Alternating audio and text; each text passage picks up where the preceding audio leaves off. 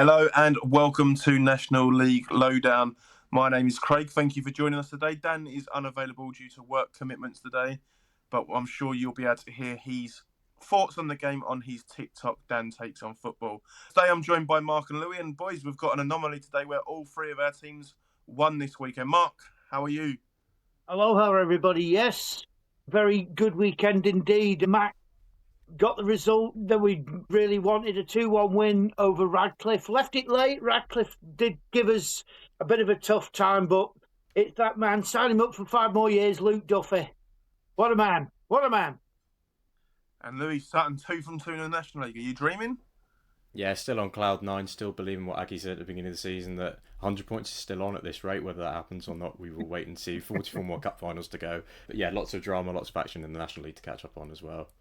Excellent. I will cover my side quickly as well. Braintree Town won 3-2 at home to Chesham. We were down 1-0. We then got it back to 1-0. Then went down to 10 men. Ended up 3-1 up, which surprised everybody. And then Chesham got a late penalty for a nervy finish. But yeah, great 3 points and our first win since away to Truro. I think it was late February time. So it's a long time coming for us there. But now let's move back to the National League action. I always try and get Braintree in, but of course we left this league last season. And the team that ultimately replaced us was Hornchurch, and they went to Barrow and won where probably no one expected it, Louis. Yeah, not at all. I think nobody really saw it coming on our predictions either. I think I was the closest, predicting a 1-1 draw in this one. And yeah, an incredible 3 points for Hornchurch, their first away win in the National League. It started off quite well for them, or as they thought, with Henry Sandat scoring, but it was offside. I think it was around the 14th minute mark. Couldn't really see by the highlights reel whether or not he was onside. It looked like a run from deep, so it looked like it would have been a close one for the linesman to call, but nonetheless given offside in that one. And I think Barrow probably edged most of the first half, most of the first hour probably, but didn't really test Hornchurch too much. I think Hornchurch were really comfortable in their shape and their possession and defensive solidity as they are, and they took the lead on the 57th minute. I think it's poor defending from Benjamin. I think he dawdles on the ball too much on the right hand side, doesn't know whether to pass it or go long with it, and eventually gets his pocket picked and the ball falls to Joe Kizzy for about 40-50 yards out. And I think we can say unanimously it's a goal of the season contender already. It's going to be right up there at the end of the season. He'll never hit a strike like that again in his career. Probably flew straight into the top corner, and I think it was still rising when it hit the net. And for all Barrow's possession, for all their attempts that they had in the first half, you have to take them at the end of the day. That's what football's like, and Hornchurch hit the sucker punch. And then about 4 minutes later, a swift counter-attack from a corner from Barrow. Again, I think it's poor defender from Oakley, completely misjudges the flight of the ball, and Henry Sandat goes through on goal. I think it's really clever awareness from Sandat to square it to Hearn, who essentially has a tap-in at the end of the day, and they go 2-0 up, and you'd have backed them probably at that point with the experience they've got at the back, with how comfortable they were for most of the game. Obviously, Barrow got the penalty in the 75th minute. Questionable decision from the referee on that one. It's one of those ones that we don't like to see, in the sense that the player makes the contact rather than the contact coming itself. But I think the reverse pass from Marriott in the lead up to the penalty is superb, so I think that deserves its credit as well. And absolutely outstanding from Hornchurch. They've obviously kicked on with their momentum from last year, coming up from the National League South, which was an uber competitive division. They weren't one of the fancy ones last year, and they're not one of the fancy ones this year, but they're still pulling up the results. It's incredibly impressive how they can go to Barrow, obviously get the win against Kidderminster as well, which probably would have been more expected. I think we all backed them in that one. So from a Hornchurch point of view, 6 from 6, joint top of the league, couldn't go any better. But we talk about Barrow. When you listen to Adam Murray's post-match, it's slightly concerning. He says there's teething issues with they lack quality in the final third. I think there's teething issues within the side at the moment. There's a horrible fear around the place, he says. It seems to manifest when they scored their first goal. He said there's not enough personality in there, and he's seen some things in the individuals, in the team, in the club, that can't be allowed. It's the case of, you've had all summer, Adam Murray, like, what have you done during the summer if you haven't seen that already in pre-season? I'm quite concerned about them in terms of making that next step and how patient they will be with Adam Murray, because it seems like he'll need time. He needed time last year with Kidderminster, which he got, and they went on that incredible run at the end of the season in National League North to get into the playoffs and finish in third place. So will he get the time he needs at Barrow to actually implement his style of play and maybe root out the issues that they've got at that club, because it seems to be a lot deeper than maybe we expected at the beginning of the season. Mark, anything you'd like to add on that game? I think Louis covered it extremely well there, but any insight from you? Yes, he had. And the one thing that Louis did point out was the run at Kidderminster Adam Murray had. They were dwindling in about 11th or 12th in the National League North, and then they had this incredible rise. But you can't expect people to do that again either. Barrow will be one of the big hitters, being ex-Football League, and they've signed some incredible talent as well. Ollie Crankshaw, they got Alex Reid there, just to name but a couple. But I just don't understand why it's not gelling as well as it should. Has there not been enough training? You could bang on about pre-season. Was the quality of opponents good enough? You just don't know. But they just don't look like 11 strangers. But to go for the penalty, my God, how on earth was that even given when a man jumps into another one, gets the penalty? No, in a million years. But Hornchurch, Darryl McMahon, he's proving what a good manager he is. All right, we're only 2 games in. Let's not leap up and down about it. But his credentials were questioned at this level. Can he do it at this level? Yes, he can. Yes, he can. People will look at Hornchurch because they don't like them. For some strange reason or another, they will find an excuse not to give Hornchurch the credit they deserve. But here we are, 2 wins out of 2 in a position that people wouldn't have even said they were going to be in. And the goal from Kizzy, my goodness gracious me, it went in like a rocket. A foot like a traction engine, just to Alan Partridge. But underestimate them at your peril. People, we've gone on about the home advantages, what their ground is like. Yes, they're going to get sick and tired of hearing that.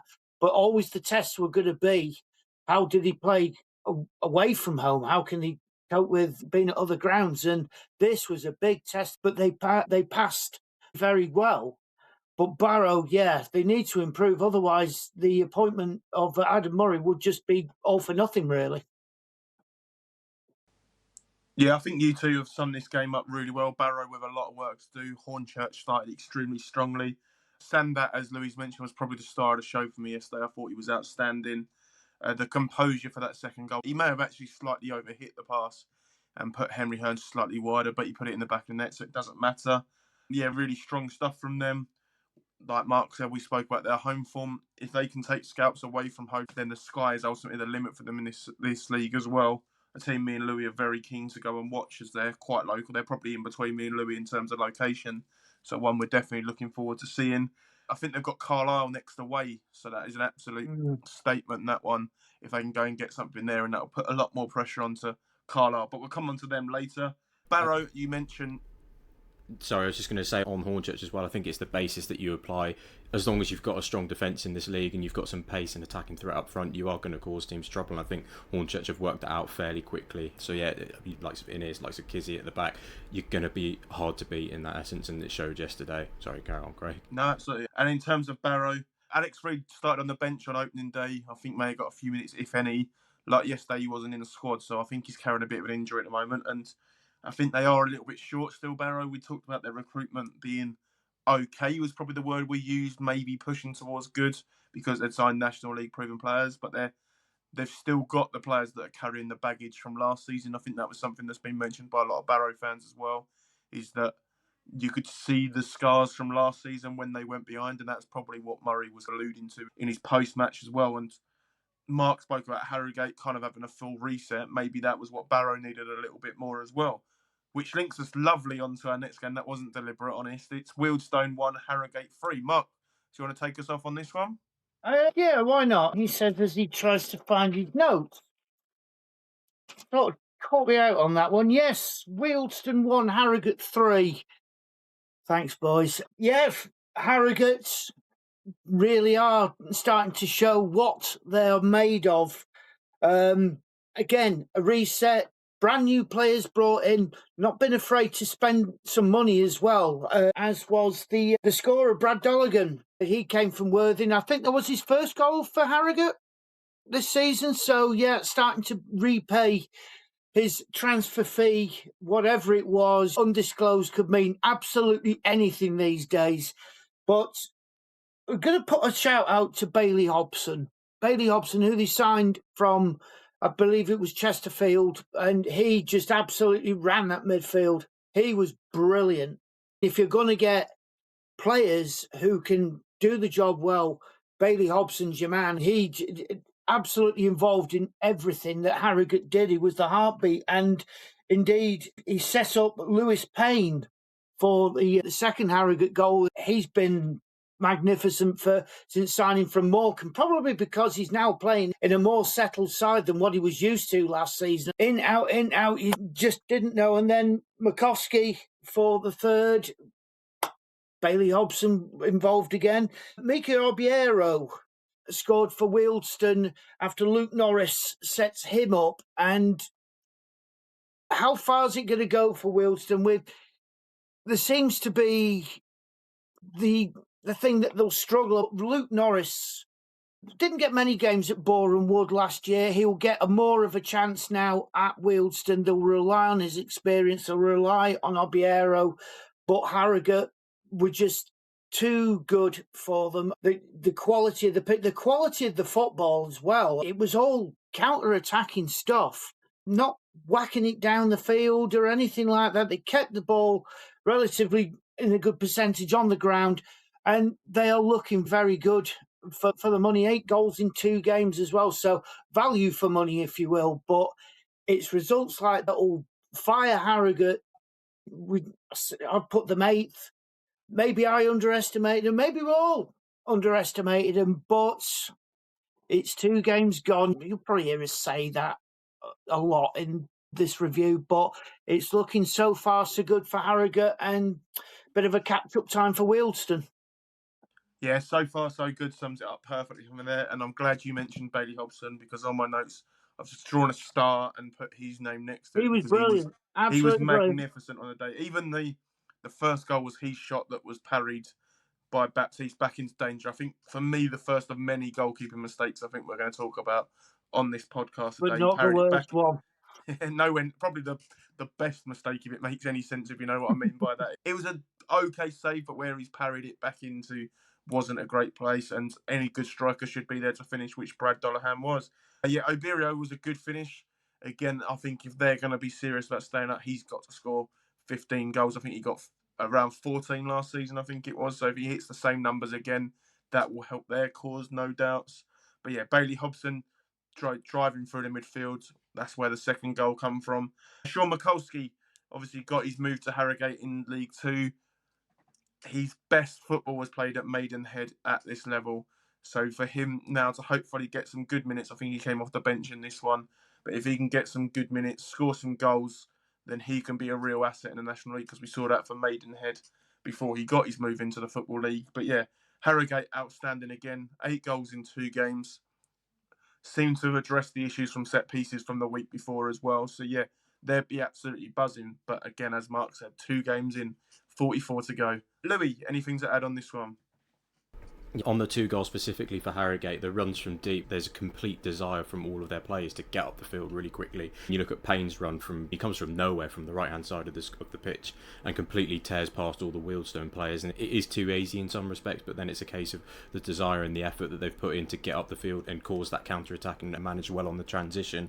And I think that's the issue that Wealdstone had. They were just too easy to play through, I think. I think they're lacking that kind of pivot in midfield, where I do like the 2 guys they've got in midfield, Wells Morrison and Henry. They're both young players at the age of 22, but I think they're similar players in terms of their style of play. They're both players that play back to front quite nicely. They spray the passes out quite nicely, but they're not that, I won't use a swear word on the podcast, but you can probably tell what it is. They're not that in midfield where they're going to break up play, they're going to get those yellow cards, they're going to cause trouble for those counter-attacks that Harrogate would have done. And if you'd have had one of those players, I'm going to say Jake Taylor because he plays for my club, but if you have a Jake Taylor in there that cuts up those chances and takes the yellow card or causes that cynical foul, it's 1-1 and they've still got chances to get something out of the game. So I think from that point of view, that's where Wealdstone are lacking. And I think Waddock suggests in his post-match that they're still a bit light in the squad, but they didn't take the chance. Just enter a name into your head for that one.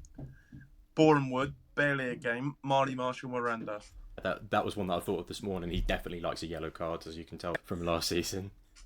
I think they'd probably make enough fine money for the FA to get the FA running for years.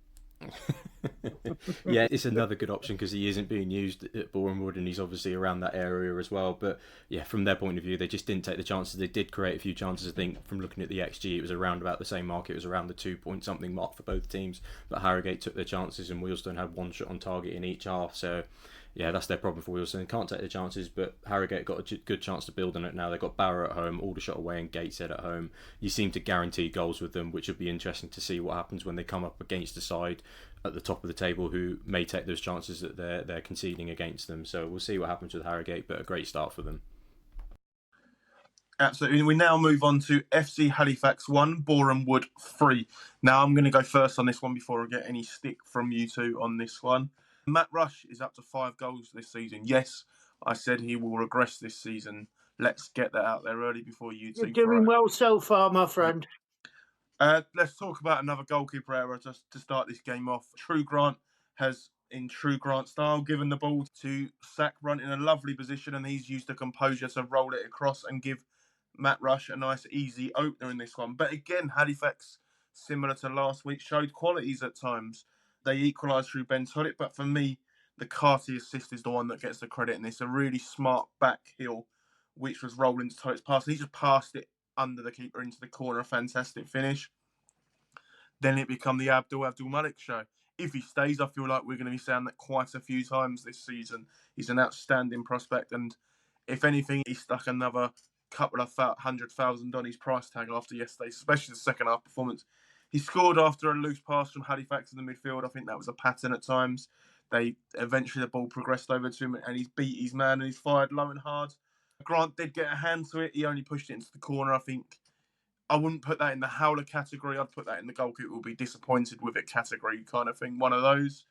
After that, for the third goal, he twisted and turned Will Flint like anything. He was inside out. He didn't know whether he was coming or going. And then what I like at the end is just where he put the ball. He put it in the 6-yard box, and who else is there but Matt Rush? That's where Matt Rush has scored. What did he get? 22 last season in the league, I think it was. It was 26, I think it was. 26, 27, yeah. If you look at them 27 goals, probably 15 plus of them were in the 6-yard box. He's an absolute poacher. And I've put that, he scored 5 goals this season. But if you add all their distances up together, you probably only just hit 25 yards as well, which that's not me moaning. That's not me saying there's anything wrong with that. I think it's an outstanding trait for a striker to have, to just be able to be a fox in the box. Every team would want a fox in the box. He got 26 last season, 27, whatever it was. He's on 5 this season. As long as he doesn't hit them numbers, he has regressed. He's going to get out there. But yeah, at the moment, you can't see him getting less than 20 at the moment. But outstanding from Boreham Wood, and defensively more solid, and good for Luca Gunter to have a better game after his poor start last week as well. Louis.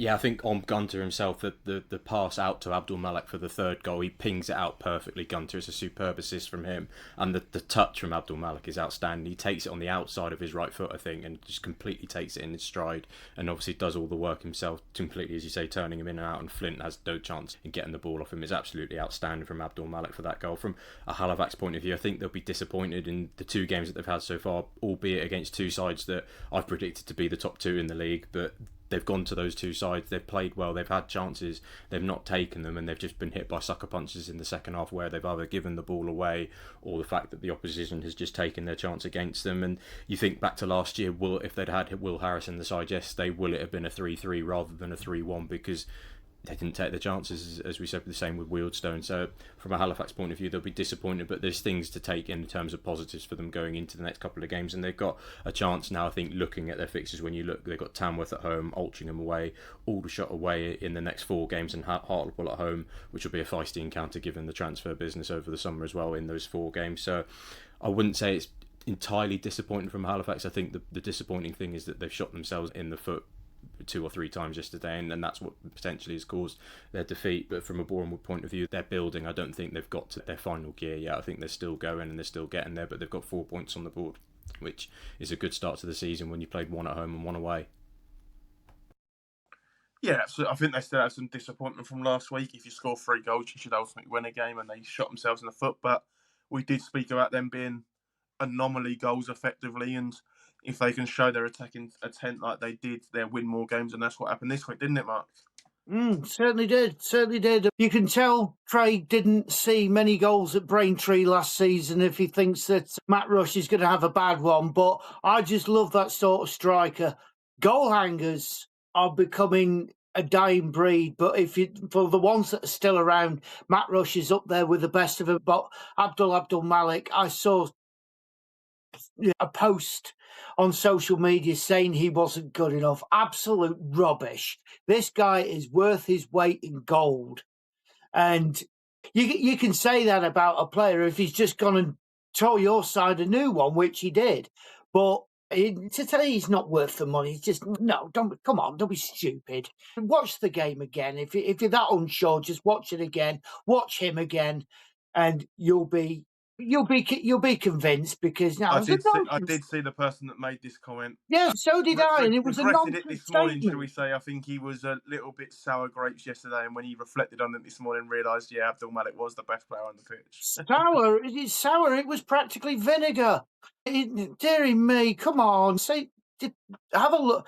Have a word for Halifax. Yeah, I think they scored one of the best goals, and he was Sean Hobson, another Hobson, and the setup from Carty was fantastic. A man who didn't exactly get a round of applause when he joined, but he was such a good setup for Ben Tollett, and Ben Tollett on his day will score good goals as well. Very good winger. But Boreham Wood looking good so far. Luca Gunter, yes, got his name right this week too. He will feel a lot more confident going into the next game. But yeah, Boreham Wood looking good for the money, and Halifax, if they can just patch up the mistakes, they do play some decent stuff. But give John McGrath time. That's all I ask. Absolutely. The next game in our deep dive, I don't think it's in there because it's a classic. It's a game because both teams had very low hopes. A lot of negativity around the camp, Louis, but Gateshead come out on top 2-0. Yeah, as you say, not a game for the purists. I don't think this one. The DAZN highlights weren't particularly long in their conclusion. I think, talking about the two goals, I think from a Woking point of view, they're really poor. It's a dreadful goal conceded early on. I think it was a long throw that came in. Eventually, the ball gets recycled out to the left-hand side, and it's a daisy cut across from Lancashire on his debut, and it just dribbles its way into the far post. It's one that defenders just watch go through, and it's just a horrific goal to concede from a Woking point of view, but it's exactly what Gateshead need in their predicament at the moment, because not in the best of form at the moment, not best off the pitch, everything seems a bit dire, and that goal just gave them that lift. And then 8 minutes later they had the other one where the cross comes in, it's played short from the corner, cross back to the back post, and Ferguson comes in completely unmarked again, and it's 2-0. And from that point, considering Woking looking pretty toothless up front, I think Gateshead were fairly home and host, despite their poor defensive record last season, their poor defensive record during pre-season as well. I think Woking probably were the better side in the first half. They had 5 shots, 2 on target, but it was a completely dire second half from them. 2 shots, 1 on target. And I think when you look at the 2 goals that they conceded, the body language from the Woking players is just... it's so poor. They're just walking around. They're not switched on from corners. They're not switched on from set pieces. They look disjointed. They look slow in the build-up. They're lacking intensity and ideas. It's a real mess at the football club, and they need to change their managerial situation ASAP. It's nothing against Craig Ross. He's been dealt a horrible hand in his situation, but they need a sense of direction, and they need it quickly, because do you give it to Craig Ross and say to him, look, here's your interim teller over your permanent manager, go and put your playing style in place, go and put your tactics on board, and we'll go from there? And if you're not doing that, why isn't it coming about quickly? You can say you can take your time making the appointment, but they took their time with Defoe, and look how that ended. It's just, I think it's a complete mess from the director of football, the mess off the field. And despite the squad looking decent, I think the longer that this drags on, the more performances they put in like they do yesterday, no one's going to want to take that job. You look at a Kevin Mayer, who probably is the best name out there to take the job in terms of stature, in terms of ability, and in terms of where he would probably pitch himself. He'd probably look at that job and go, this is unattractive. No, I'm not going to take this at all. It's a complete mess off the pitch, complete mess on the pitch, and they're completely unprepared. They don't look fit. And Gateshead are getting off lightly here because they're in not a great situation, but they've got the 3 points. But Woking, I'm worried for them, but the squad's good enough, so if a manager does come in and pick them up, I wouldn't be surprised, but I also wouldn't be surprised if it spirals even further. Yeah, I think you've got that one spot on. It was a game that one team needed to win because they were both in dire straits, and Gates had just marginally done that little bit more, and they had that bit of luck, but you've got to get in the positions to have that luck. That Lancashire cross, it just needs a bit of communication from Yaskalainen in there, I think, to sort the situation out, but he's probably worried about gambling too early and then someone getting a touch, and it just dribbled in. That kind of goal just sums up Woking's plight, as you said. Spellman hung the ball up for the second. which was nodded home by Kyle Ferguson. And in that spell, then the game is done, isn't it? Woking 2 games, 5 conceded, no goals scored. I could talk for hours about the managerial situations. It must be approaching nearly a month since the Defoe thing went down now, because it was about 10 days before the season started. And obviously we've played 2 weeks of the season now. So the rest of August, we've got 3 more games. If they don't make the decision quickly, they're going to be 5, 6, 7 games into the season. And they won't be cut adrift, but they could be finding it really hard to attract the right player, the right manager, like Louis said, and then that manager having time to implement. Because just because you get a new manager, and you might see that new manager bounce in week 1, but week 2, 3, 4 can often end up in defeats because they're trying to change a few things, kind of thing. And yeah, they've got to be very wary here. Woking, Gateshead, Lee Catamol. His comments, obviously, after week 1 really concerned us. But they're going to training now with a spring in their step. It's funny what a win does. They didn't have to play particularly well, but they've won it. Everyone now will be itching to get back in Monday, and winning 1 game can be the start of a run. The worry is, obviously, it'll be a false dawn, and they were playing probably the worst team in the league in the moment in Woking. So it doesn't mean anything. They need to go into training and keep cracking on and turn this into 2, 3, 4 victories as early as possible, because points on the board early on changes everyone's outlook and perspective on everything. Mark, anything for you to add on this one, sir? Well, for every reaction, there's a reaction, and Gateshead gave off the best reaction that they could give, albeit against a severely poor Woking side. I'll get to them in a minute, but will feel full of confidence. Lee Catamol would have wanted to get the first win as soon as possible, and he's done that. It's now up to the Gateshead players to basically make sure that they get a good run going. It doesn't matter who the opposition is or how poorly they played. If you've won, they've kept a clean sheet as well, especially after selling the goalkeeper to Carlisle as well. So they've had to bring somebody new in, somebody pretty, it hasn't been, a day or so, but to keep a clean sheet, get 2 goals, get your first win, the 3 points on the board. That is what Lee Catamol will say. Get out there and do it in the next few games. As for Woking, oh dearie me, where do you start? I don't want to bang on about what goes on upstairs. I'm pretty sure the Woking fans are sick of it by now, and it's them I feel really sorry for, because the optimism that they had, the excitement of when Jermaine Defoe was appointed, it's now gone, and just chaos has ensued. Poor old Craig Ross has been asked to do it again, and as I said last week, he will get tired of it eventually when they will ask him to do something. Excuse me. He will probably say no. No, I'm not going to do that anymore. Then who'd you turn to? Somebody suggested Stuart Maynard. You are dreaming. Oh, you are dreaming. A very bad dream that is as well. Come on, give your head a wobble. But as both of you have said, who will be attracted to that? And if nothing changes, they couldn't try attract flies with a jam jar at the moment. I think in terms of their managerial appointment, at the moment, the only thing I can see them being an attracted club for is someone from the National League South who's doing quite well on maybe a low-string budget, or someone who's been out of a job that's been on a low-string budget. You look at George Elokobi potentially, maybe Angelo Harrop, both managers out of a job at the moment that might think, we'll try our hand at that. But yeah, I can't see an established National League manager going, I'll take that on, when it's just such a risk at the moment. I think that's the market they're probably shopping in to start. I reckon they're still trying to shop in that higher market at the moment, and eventually they will have to limit their expectations. Yeah, but what with? They're going to come back from market with magic beans, aren't they? Their aims at the beginning of the season, Defoe said it outwardly. He said the aim was promotion. You can write that off as it carries on. Not a chance that you're going to be sitting in those playoffs at the end of the season if you carry on like this. Yeah, moving on to our next game. I'm going to come straight back to Mark on this one, because it's Tamworth 1, Fylde 2, and you can correct me if I'm wrong here, Mark, but all 3 scorers playing in the National League North last season. They certainly did. Yes, Tamworth 1, AFC Fylde 2, and yes, you are very much correct, because the first one was Kieran Donnelly, who was on loan at Kidderminster in the National League North. He raced clear in the 9th minute to give Tamworth the lead. But AFC Fylde, completely different prospect now under Craig Mahon.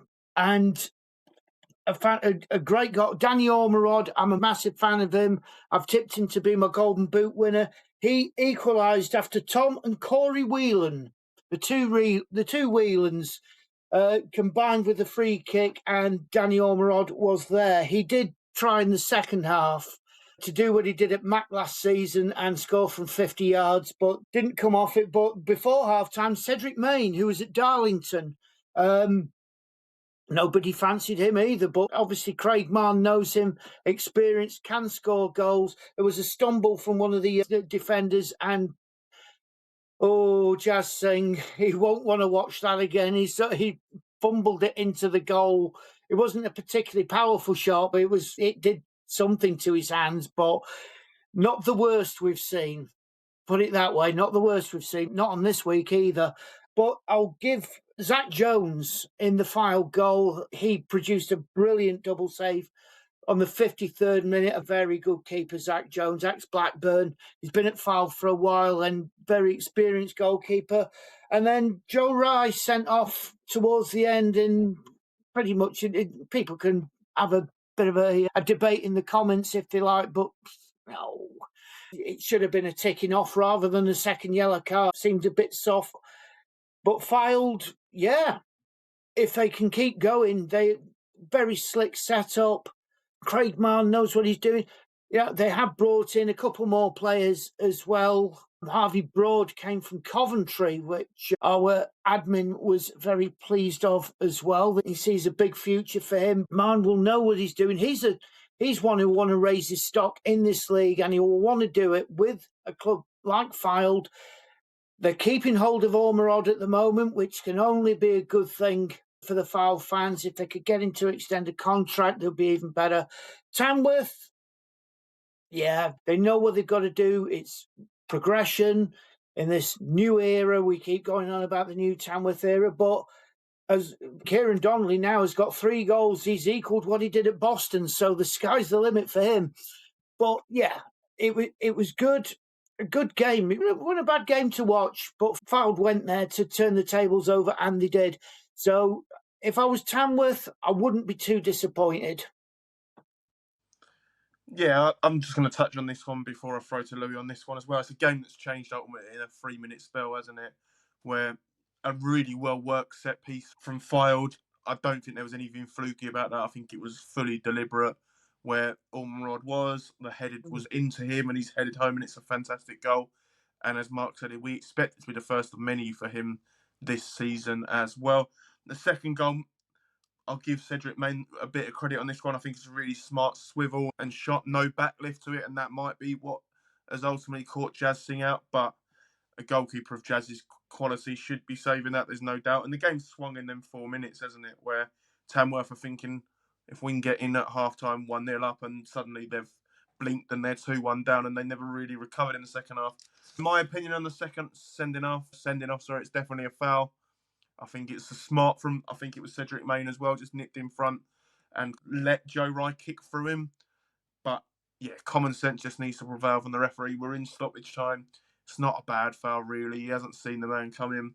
It's a free kick. Give Fylde the chance to eat up a couple of more minutes and give him a ticking off rather than a sending off, as Mark said, as he'll miss a game from that, and that's a bit harsh in the grand scheme of things. But yeah, Tamworth, 1 point from 2 games, Fylde 4, could easily have been 6 because they should have beat Wealdstone. So yeah, they've started really well. They'll be happy with the performances, but probably disappointed to only have 4 points instead of 6. Louis? Yeah, absolutely. I think it's a massive win for Fylde. Obviously, their first this season, so that'll put them in a good stead to kick on unbeaten, as we said as well. But I think the second half is their impressive thing. We always think IFC Fylde, having scored over 100 goals last year in the National League North, we're assuming they're a side that are going to score lots of goals, but maybe concede lots of goals as well and be quite open and expansive. But they had to really dig in that second half. I don't think they had a shot on target going by the statistics that I've seen.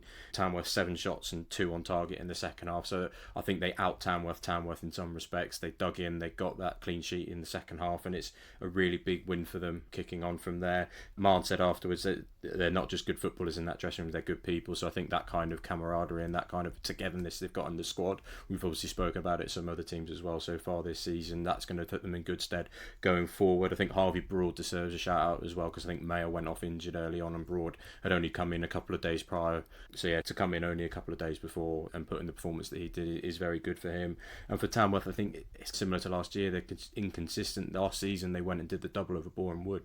They beat Carlisle last year, but then they lose to Yeovil and Sutton, who were struggling down the bottom. Are we going to see similar kind of thing this season, where they go last week to Boreham Wood and get a point and then lose at home to Fylde? It seems like potentially it's a new Tamworth in some respects, but same old Tamworth from last year in terms of their inconsistent nature. Absolutely, and that moves on to the 6th of 6 games in this deep dive. Worthing 1, Forest Green 2. Now, I'll start us off with this one. They scored after 2 minutes, an incredible start for Worthing. Hutchinson ran down the left, cut it in. Ramel Carter had a great effort, but this first, we've gave keepers a lot of stick today. The save from Even Ross to tip it onto the bar is absolutely outstanding save, and it's one where you feel so bad for the goalkeeper when the rebound goes in, as it's not really what they deserve after putting off a worldly save. But credit to the ex-Forest Green man, Teddy Jenks, who headed home the rebound there to give Worthing the dream start. They did have the ball in the net again not long after for the chance to go 2-0 up. Coleman de Graft. Yeah, his name completely felt like it's fallen out of my head there. His goal was disallowed for a push. I think it was Joe Cook, pusher player, because just afterwards, them two had about the freedom of the penalty box, and that shouldn't have happened. So it looked like there was a foul in there. No real complaints from Cook either in there. So it was a great finish, but ultimately didn't count. Josh Asude swung this game in Forest Green's favour here. A player that I talked about maybe having to move on to get some minutes. If he makes this kind of impact, he'll be knocking on Robbie Savage's door more often than not to get some minutes, because he was excellent when he came on. And the biggest thing about him, I know we're not talking athletics here, but he's so quick. He's probably the quickest player in this league. And ultimately, Harrison Folks probably hadn't done his research as much, because he took a bit of a touch, took a little bit of time, and Asude was on him in a flash, nicked the ball off him and rolled it into an empty net. And now we spoke about goalkeeper mistakes. Harrison Folks has 2 in 2 weeks for him as well. We spoke about him being a really good signing for Worthing. Last week, it didn't cost them in a 3-2 win. Today, they were 1-0 up and they lost 2-1 when he made the mistake. So it did cost them. So he'll be looking to get them out of his game. Asude again used his pace for their winner. Ran down the left, and sometimes when you see a player with that much pace, you worry about the end product at the end.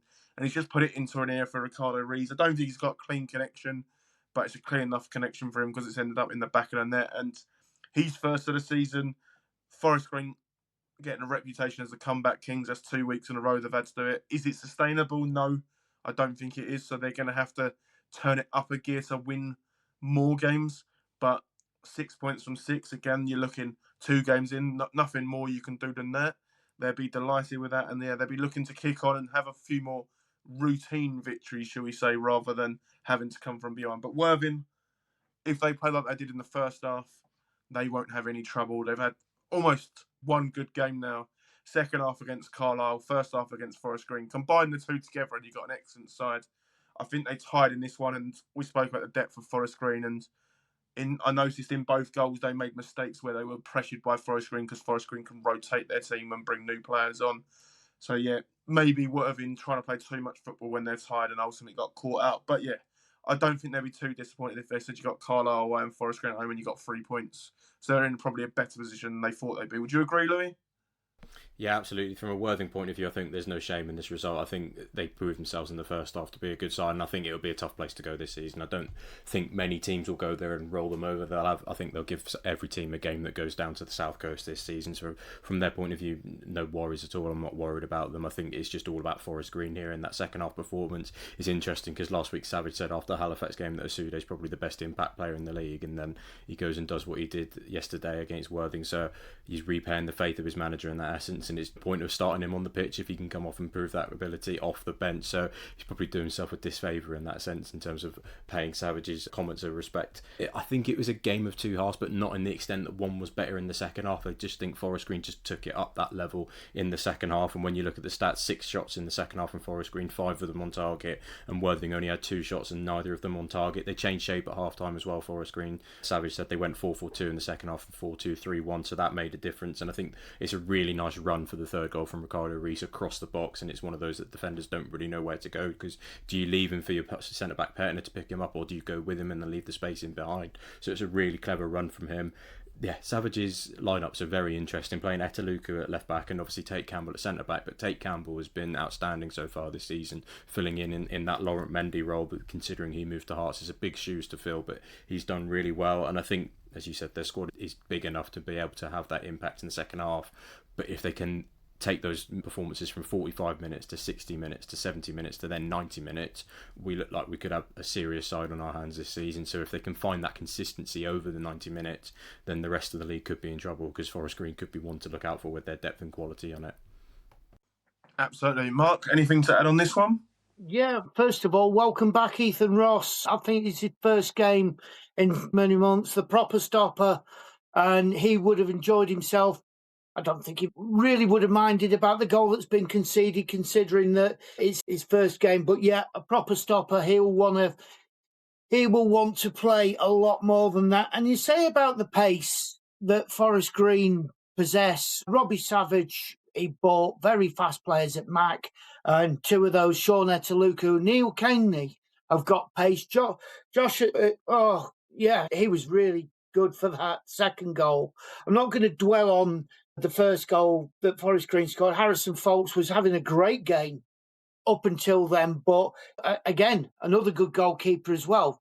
But yeah, a Sunday. I didn't realise how quick he actually was until you see that second goal, and then you've got your goal hanger there, Ricardo Reis. What choices does he have? He's got Damani Mella there, he's got Ricardo Reis, James Berry's there as well. And you say about Tate Campbell being in that back 4. Did the same with Paul Dawson 2 seasons ago. Paul Dawson's a midfielder. He had to play centre-half, so it should come as no surprise to anybody who's watched Robbie Savage sometimes with his tactics that Tate Campbell will go into that back, into the back 4, and could he be the new Mendy? Only time will tell, but I don't think Robbie will leave himself short in that department. But Worthing, definitely. Dom Hutchinson is going to be such a good player to watch. Again, the pace, everything like that. Ramel Carter, he had a very good game. So, yeah, they can take some positives out of this. Worthing can, as I say, Harrison Folks, just don't lose any sleep about it, because he made some outstanding saves. But Forest Green looking the real deal Holyfield at the minute. Excellent. So that brings our deep dive to an end. So there's 6 games left to cover.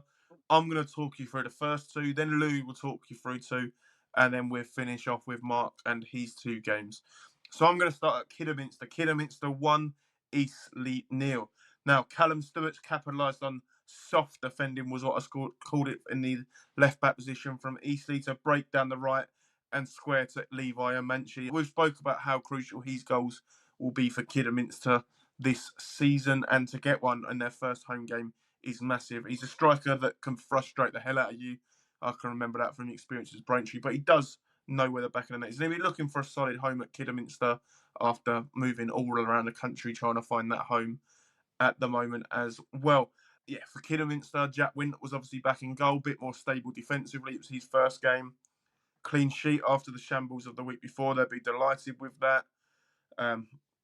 First home game, first win. When you've come up, your home form is so crucial. So to get that first win ticked off on opening day for them, and such as a home game, that would be perfect. Eastleigh, we were worrying if last week was a false dawn and they'd revert back to what we expected. And unfortunately for them, that was the case in this one. They were pretty poor, pretty toothless, and Kidderminster kind of controlled the game and won it without really having to do anything too special, as was shown in DAZN's highlights, because I think it lasted a grand total of 56 seconds on that one. So I did a little bit more diving to get a bit more information in that one as well. The next game of mine was Solihull 2-0, Boston 2.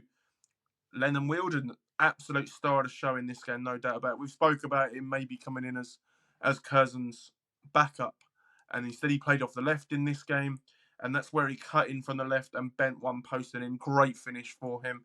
And you could see once he scored that goal, he was full of confidence. He was absolutely buzzing. He cut in again not long after and was adjudged not to be fouled by the referee in there when it looked like it could have been either way on that one. It wasn't given. Curzon's not in the goals in this game, but he did play a lovely reverse pass to finish. So put Ken Bowen, and he finished it really well. And then they had a penalty chance. Wealdstone did cut in from the left, but then darted back on the outside, and he was brought down before Curzon's took the penalty, and Max Metcalf saved it. It was a good save.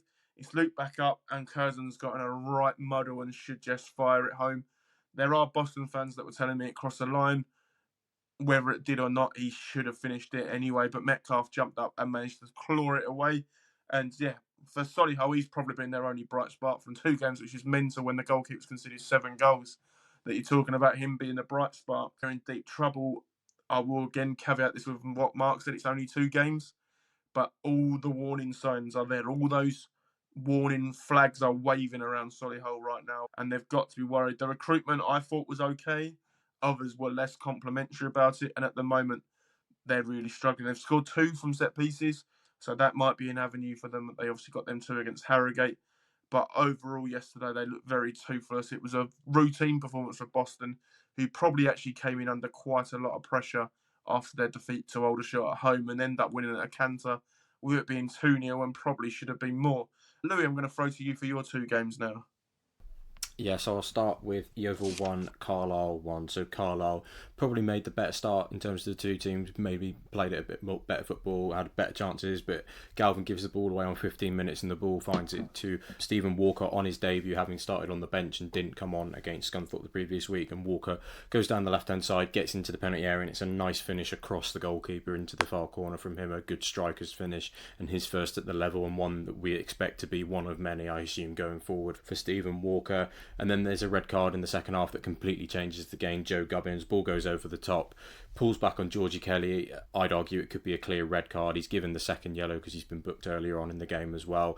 It's a goal scoring opportunity, I think, and I think he probably is that last man as well, so I think he'd be lucky not to get a straight red in that essence. But that changed the game, and it was one-way traffic after that. Carlisle had most of the ball, most of the chances, but they weren't really clear-cut chances, I don't think, looking at the statistics and looking at the reports. They seemingly huffed and puffed, but didn't create too much going forward for them until we got to the 95th minute, where the ball comes out on the right-hand side. I think it's recycled from a set piece, and Brad Nicholson floats the ball in towards the back stick, and Harvey Bunker gets a flick onto it, and it goes into the far corner. A point is probably a fair result in this game. Both sides had chances, but as I say, nothing really clear-cut. No side really had sustained possession, sustained territory or sustained level of chances in this game. So good few chances in the game, but I think a point that Carlisle will be happy with, given it was a late point, and a point that Yeovil, there's 2 games now where they've conceded late on, so they won't be happy with that in that essence. And my boys Sutton United made it back-to-back wins with a 1-0 win against Altrincham. Opening goal from David Ogbonna on the 8th minute, and as I said in the preview, it was a game that I expected Altrincham to have the ball and try and play it around from the back, and Sutton to force some mistakes with the high press, and is exactly what happened. They had warning sides early on in the game, Altrincham. The ball came out to their right-hand side and the player dawdled on it too long. Ogbonna had a shot which Owen Evans collected, and then 2 howlers in 2 games from Owen Evans, pass it straight to Temi Babiola, not really under any pressure. Babiola cuts it back across the box to David Ogbonna, who's got 2 and 2 now, and he stroked it into the far corner to make it 1-0 to Sutton early on. Altrincham had all of the possession, really. We just sat off them, let them have the ball and pressured them when we need to, but they didn't really create anything. I don't think they had an attempt in the first half. And in the second half, I think they had 2 shots on target, and one of them was a dribbled shot from Weaver that was easily saved by Spike Brits, but I don't really remember Brits making too many saves, and we probably had the better chances to make it 2-0 late on in the first half, where the ball comes to the back post and Topolage hits the post, and then it falls to Babiola in the middle of the box and he just can't connect to it. And then in injury time at the end of the second half, Omar Musa goes through through, a lovely roll over the ball, puts the Altrincham defender on the floor, probably could put his shot further into the far corner, but it's a good save by Owen Evans. So a good win for us, not the one for the purists. Pretty poor game overall, but yeah, I'm pretty worried about Altrincham because they looked pretty toothless up front, and I think that's the story that their fans are telling as well, but not the one that manager's saying. So there's a bit going on behind the scenes there with unhappy fans and a manager who thinks that they dominated the game and with a better side and looking all right. So we'll see where that goes with that one. Mark, I'll throw to you for your 2 games. Yes, indeed. We'll start off at Aldershot 0, Hartlepool 1. The Hartlepool train keeps a-rolling. Is Lee Clark going to get the credit he deserves for the start of the season, plus who he's signed? Everything says yes at the moment. Just the 1 goal, but then again, 1 goal's all you need. Cameron John, he signed after being very heavily tipped. It took quite a while for Cameron John to sign for Hartlepool, but he got the ball to Will Harrison. His shot bounced into the ground, which Nick Hayes saved. There was then Brooklyn Alunga, who got the ball back into the box for Corey McHugh and ex-Spennymoor to head home, and that was seemingly it. But no, Basil Chuma went into the area and was brought down for a penalty. Oh boy. Don't look back, Dinanga. Dear, oh dear, if you play rugby league down in Aldershot, this would have been for you. He missed it badly. But, he knows he can do better than that. But a good 3 points for Hartlepool. And give credit to Aldershot as well. They could have had an absolute hammering today. So a 1-0 defeat is, I think most Aldershot fans might take that, as might Scunthorpe as well. They went down to Southend and were on the end of a 1-0 defeat there. It was Josh Papula. No, never mind. Ask your parents. Scunthorpe did start well. Pat Jones forced to save from the Southend goalkeeper Duncan, but then Southend really did start to take over. Saheed Camara, Craig, he was very good for Southend, with very bright spark. He was forcing save from Jones, Cardwell, and it was him who set up Harry Cardwell. Jones parried it, and Papula puts it in the back of the net. Ollie Coker had great chances. Charlie Kendall hit the post. Harry Cardwell, they were very busy in that Scunthorpe 18-yard box. But Scunthorpe didn't have Danny Whitehall playing. Luke Brennan started. James Gale, signed from Mac, he started up as well. But I think of the start that Thorpe have had, they played Yeovil, one of the favourites, Southend, one of the favourites. So those games are out of the way. They can crack on with getting back up the league. But what a start for Kieran Dyer. Nothing dire about that performance. How many different song titles or cliches can you fit in one little part there, Mark? That was quite impressive. Game week 2 predictions recap. Let's start down at the bottom with 10 points, which isn't a bad total, by the way, 10 points. It's 1 week's in the past. Mark and the guests got 10 each. That was 5 correct outcomes. Louis got 15. That was 1 perfect score and 5 correct outcomes. The community, Dan and Callum, all got 22 points. Dan and the community getting 2 perfect results, Callum getting 4. And then, believe it or not, I've had another great week. 26 points for me, 4 perfect results and 3 correct outcomes. So yes, 49 points after 2 game weeks. I think at stages in the season, I wasn't getting 49 over 6 game weeks. So I'm sure it won't be sustainable. And as we've said about everything else so far, we're only 2 weeks in, 44 games to go. So I will not be getting too big-headed yet. But there is a gap of about 35 to Mark after 2 game weeks. Yeah, good one. I'm going to throw to Louis now, because Louis said he's got a question for us both, and we have no idea what this is. So there's no prep into this. It's going to be all off the cuff answers.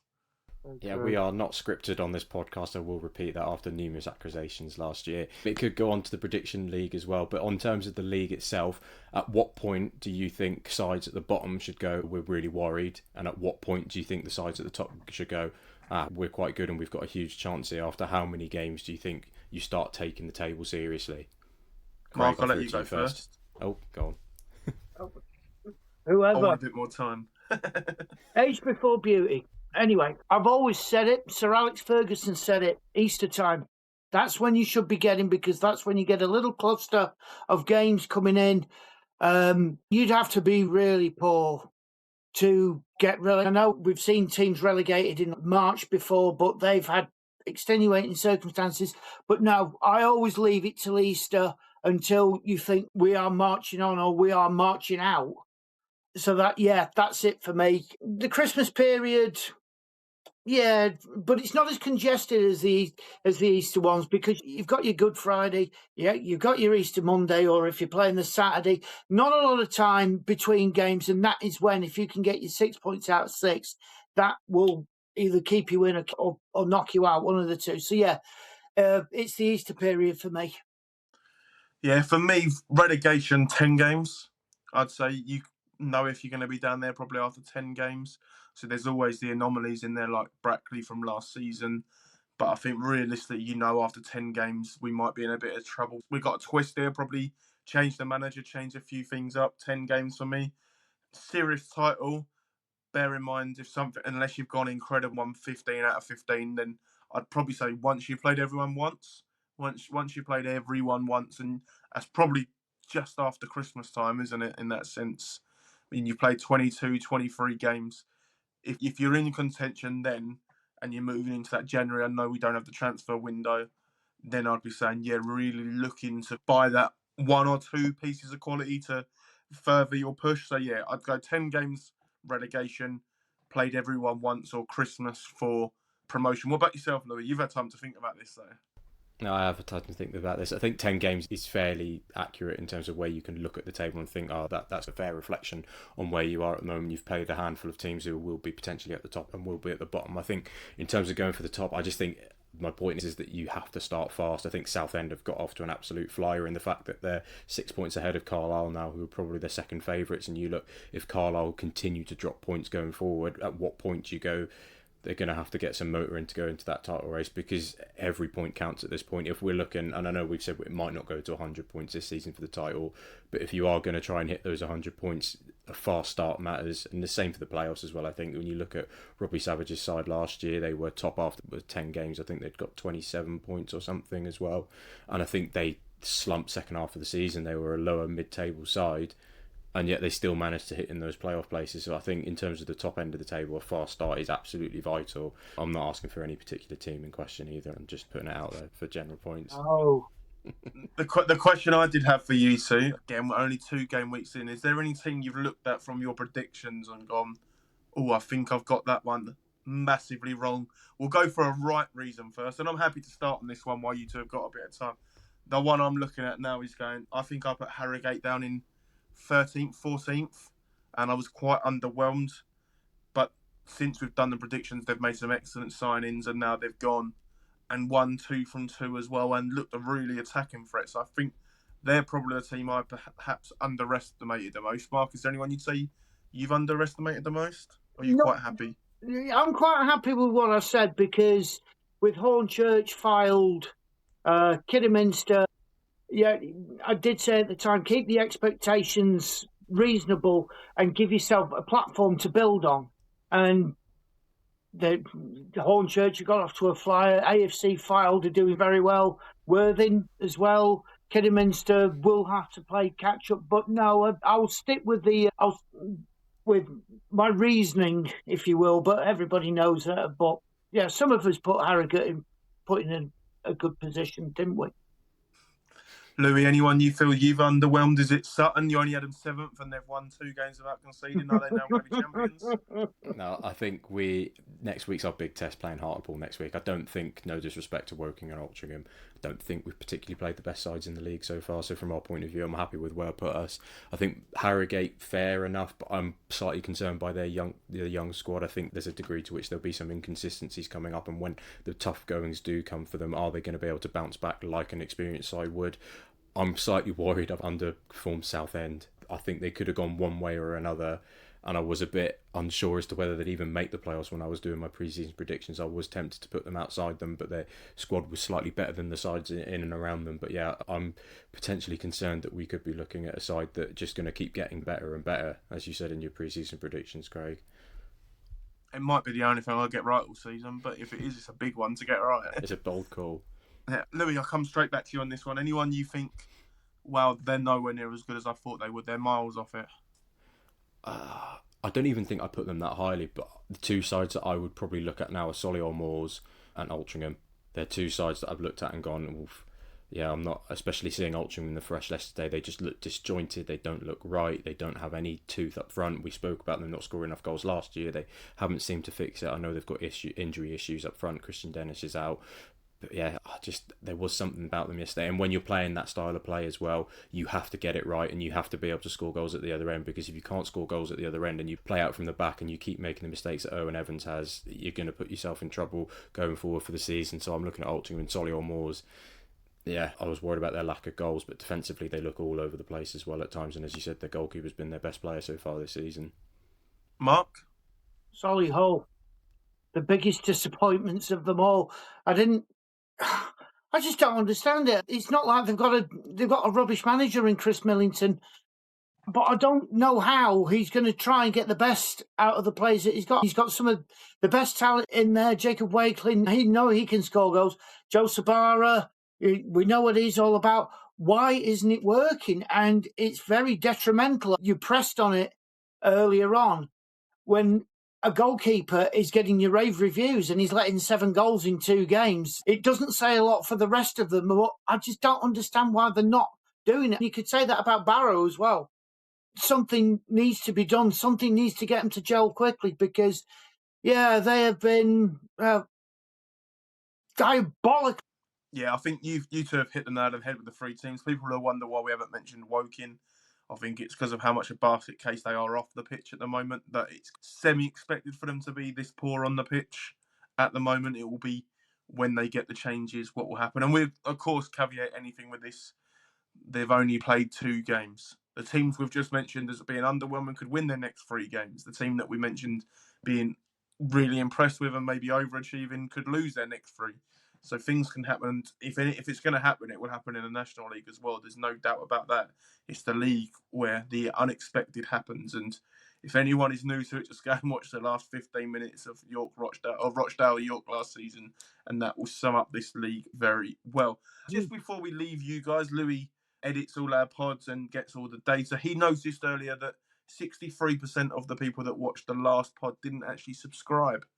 So it would be great if you don't subscribe, if you can just click that subscribe button for us, and we will continue to bring you fantastic content. We're hoping in the near future to have our first player special of the 26-27 season as well. And believe me, we are very excited for this one. Mark, Louis, thank you for joining me. It's been a pleasure as always. The last hour has flown by. We will be back midweek for our preview show for Saturday's 12:30 kickoffs. Don't forget that. They are 12:30 next week, not 3 p.m. Have a good one, everyone, and we will see you again very soon. Goodbye.